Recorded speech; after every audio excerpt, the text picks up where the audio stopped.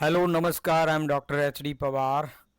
I welcome you in this new video of Standard 12th. And from this video, I'm going to start discussion on preparation of final account. This is chapter number 2, and it is most important because the 11th mark example is compulsorily asked in your board examination. So let us go for discussion of second chapter. The name of the chapter is Final Account of Partnership Firm. In final accounts, normally you are required to prepare trading account, profit and loss account, and balance sheet. These three items you have already learned in the 11th standard. Why we prepare the final account, financial statement, and all these statements, trading account, profit and loss account, and balance sheet. I am not go for the detailed discussion of it because you have already learned in the 11th standards. In 11th standard, we have learned preparation of final account of sole trader, but here the preparation of final account of partnership firm. And as far as partnership firm is concerned, you are also required to prepare, apart from this three items, profit and loss appropriation account, capital account, and current account. The detailed discussion of profit and loss appropriation account, capital account, and current account we have already completed in our previous video. So I request all the students, please watch that videos to make the concept clear. And now I am go for the calculation of a practical example in this video without wasting our time. So let us start with the first example, question number 1. So first I read the question and then we go for the solution of it. So this is the question before you, right? uh, Ram and Shyam are the partners of a firm.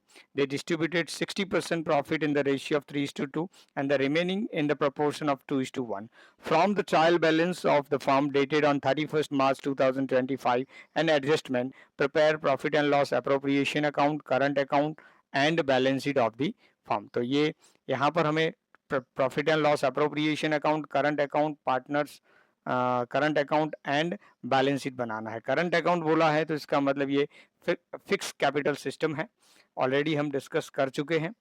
Trial balance हमें दिया हुआ है, trial balance is given for 31st March 2025. Debit side drawing is given, current account of Sham is given, and then stock, prepaid insurance, building, debtors, cash, goodwill, rent, patent, and furniture. That this accounts which are mentioned with the red colors, it is directly shown in the balance sheet because these are the assets, right? And drawings and current account, these are shown in the current account. Capital account, it's a fixed capital system. Directly we are not go for the preparation of capital account. This is also shown in the balance sheet directly. Current account of Ram shown in the current account, and profit and loss account is already prepared and net profit is given to you, and that's why we are not required to prepare the net profit. uh, we are not required to prepare profit and loss account. Trading account also is not required to prepare here. So creditors, bank overdraft, bills payable, mortgage loan, outstanding wages, commission received in advance, and bad debt reserve.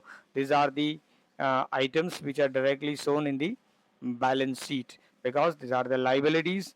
And apart from this, some adjustments are given to you. Provide interest on capital at 6% and drawing at 10%. Provide 10% interest on opening balance of current account. Monthly salary of 1800 is outstanding, payable to Shyam. Commission is payable to Shyam at 10% profit after above mentioned adjustment. So this is the example, and very simple example I have taken as a first example. In previous video we have discussed preparation of profit and loss appropriation and current account, and with this now in this example we are also required to prepare the balance sheet. So in the next example we will go for the uh, preparation of trading account and profit and loss account and all that. So to understand the concept of profit and loss appropriation account, current account and capital account and profit and loss appropriation account, we taken this simple example. ये छोटा सा example हमने लिया है, तो चलो इस example को हम सॉल्व करते हैं. सॉल्यूशन के लिए जाते हैं इसके without wasting our time. Before go ahead I would like to request all the students, if you are new on my channel, please subscribe my channel and press the bell icon so that you can get the notification of all the next videos. Apart from this, please carry your pen and pencil with you always while you seeing this video. Write down the entire example in your notebook. Okay, I will make available the example in the description of the video, but apart from this, it is your duty to write down in your notebook for your future reference, so you can easily understand and watch the full videos. पूरा video देखेंगे तो ही समझ में आएगा. तो चलिए हम solution की तरफ चलते हैं. क्वेश्चन नंबर 1, एग्जाम्पल नंबर 1 का सॉल्यूशन है. चलिए, तो सॉल्यूशन में सबसे पहले क्या बनाएंगे? सबसे पहले आएगा हमारा profit and loss appropriation account for the year ended on 31 मार्च 2025. इस तरीके के हम इसका हेडिंग दे देंगे. और सबसे पहले क्या बताएंगे? तो क्रेडिट साइड सबसे पहले बताएंगे हमारा नेट प्रॉफिट. तो ये नेट प्रॉफिट आ गया जो प्रॉफिट एंड लॉस अकाउंट से लाया गया होगा, और ये एग्जाम्पल के अंदर दिया गया ही है. Net profit 80,000 rupees. So that we will shown on the credit side of profit and loss appropriation account. Then after interest on capital, capital is given, and 6% of interest on capital. So here capital is given 1,20,000, 6% of it entire years, पूरे साल का जो interest है वो लगेगा.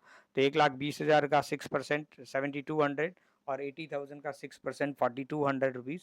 तो ये आपका इंटरेस्ट यहाँ पर आ गया. इसकी दूसरी एंट्री पार्टनर्स करंट अकाउंट के क्रेडिट साइड लगेगी. जब करंट अकाउंट बनाएंगे तब आपको बताएंगे उसमें. तो ये 12,000 हो गया. उसी तरीके से इंटरेस्ट ऑन ड्राइंग 10% इंटरेस्ट लेना है. राम का जो ड्राइंग है वो 40,000 है, उसका 10%, और श्याम का 12,000 है तो उसका 1,200. ये आप ड्राइंग दे सकते हैं यहाँ पे 40,000 एंड 1,200, और 40,000 और 1,200 का 10% यानी 4,000 एंड 1,200 रुपीज़. ये इंटरेस्ट ऑन ड्राइंग आ गया. इसको भी हम आउटर साइड लिख देंगे. Then after interest on current account, तो राम का क्रेडिट बैलेंस है 8,000, उसका 10% यानी 800 रुपीज़, और श्याम का डेबिट बैलेंस है उसका भी 10% यानी कि 1,200 रुपीज़. यहाँ आप करंट अकाउंट का ओपनिंग बैलेंस दे सकते हैं. तो 8,000 राम का क्रेडिट बैलेंस है इसलिए डेबिट साइड, और श्याम का डेबिट बैलेंस है इसलिए क्रेडिट साइड आएगा. और फर्म के लिए इनकम है डेबिट बैलेंस का, करंट अकाउंट का इंटरेस्ट फर्म के लिए इनकम, और क्रेडिट बैलेंस के credit balance of current account का इंटरेस्ट वो एक्सपेंसेस रहेगा, तो डेबिट साइड लिखा जाएगा. उसके बाद नेक्स्ट सैलरी देना है श्याम को 1,800 रुपीज़ पर मंथ है. एग्जांपल में आपने देखा तो टोटल 21,600. इसका नेक्स्ट एंट्री भी करंट अकाउंट के अंदर लगेगा. ये सब एंट्री करने के बाद जो लास्ट हमारा एडजस्टमेंट था, यहाँ आप देख सकते हैं इंटरेस्ट ऑन कैपिटल हमने देख लिया, ड्राइंग भी देख लिया, interest on opening balance of current account भी हो गया, मंथली सैलरी ऑफ श्याम भी हो गया. अब श्याम को कमीशन देना है. After all this adjustment 10% of profit का 10%. तो ये 80,000, 5,200, 80,000, 5,200 और 1,200 इस सबका टोटल करेंगे. उसमें से ये 3 आइटम माइनस करेंगे तो 52,000 प्रॉफिट बनता है. आप कैलकुलेटर के ऊपर कैलकुलेट करके देख सकते हैं. ठीक है, ये 52,000 का 10% जब हम करेंगे तो 10% 5,200 आएगा. ये 5,200 माइनस करने के बाद आपका जो नेट प्रॉफिट बचता है, ये अकाउंट को क्लोज किया 86,400, 86,400 या 46,800 हमारा नेट प्रॉफिट. इसको हम डिविजिबल प्रॉफिट बोलेंगे, और इस डिविजिबल प्रॉफिट को डिस्ट्रीब्यूशन करेंगे. तो ये डिस्ट्रीब्यूशन आपके सामने आ गया. Total profit 46,800. दो पार्ट में हमें इसको डिवाइड किया है, क्योंकि फर्स्ट कंडीशन अगर क्वेश्चन के अंदर आप देखें तो दिखा हुआ है कि 60% प्रॉफिट को आपने 3:2 में डिस्ट्रीब्यूट करना है, और रिमेनिंग 40% को 2:1 में डिस्ट्रीब्यूट करना है. तो उस तरीके से हम यहाँ डिस्ट्रीब्यूट कर रहे हैं. 46,800 को दो पार्ट में डिवाइड किया, 60% एंड 40%. 60% 28,080 और 40% 18,720. उसको हमने डिस्ट्रीब्यूट किया 3:2 में. तो 28,080 into 3/2 it is 2/2, 3/5 sorry 3/5 and 2/5. उसी तरीके से ये 18,720 3/2 2/3 एंड 1/3, और फिर इन दोनों का टोटल यहाँ पर आ गया, और ये 11,232 और 6,240 का टोटल ये आ गया। तो राम के शेयर में आया प्रॉफिट 29,328, और शाम का जो प्रॉफिट है वो 17,472। तो ये जो प्रॉफिट है, ये प्रॉफिट हम बताएंगे profit and loss appropriation account के अंदर। तो डिविजिबल प्रॉफिट, राम का प्रॉफिट आ गया और शाम का प्रॉफिट आ गया, जिसको हम करंट अकाउंट में ट्रांसफर करेंगे। और अब चलते हैं करंट अकाउंट की तरफ। करंट अकाउंट में सबसे पहले हम डालेंगे ओपनिंग बैलेंस। तो ओपनिंग बैलेंस राम और श्याम आपने एग्जाम्पल के अंदर देख ही लिया है। उसके बाद ड्राइंग डालेंगे 40,000 एंड 12,000, ये भी बिगेनिंग में आपने एग्जाम्पल के अंदर देखा। फिर इंटरेस्ट ऑन कैपिटल जो प्रॉफिट एंड लॉस अप्रोप्रिएशन के अंदर हमने कैलकुलेट करके डाला था, उसी तरीके से इंटरेस्ट ऑन ड्राइंग यहाँ पर आ जाएगा डेबिट साइड, राइट।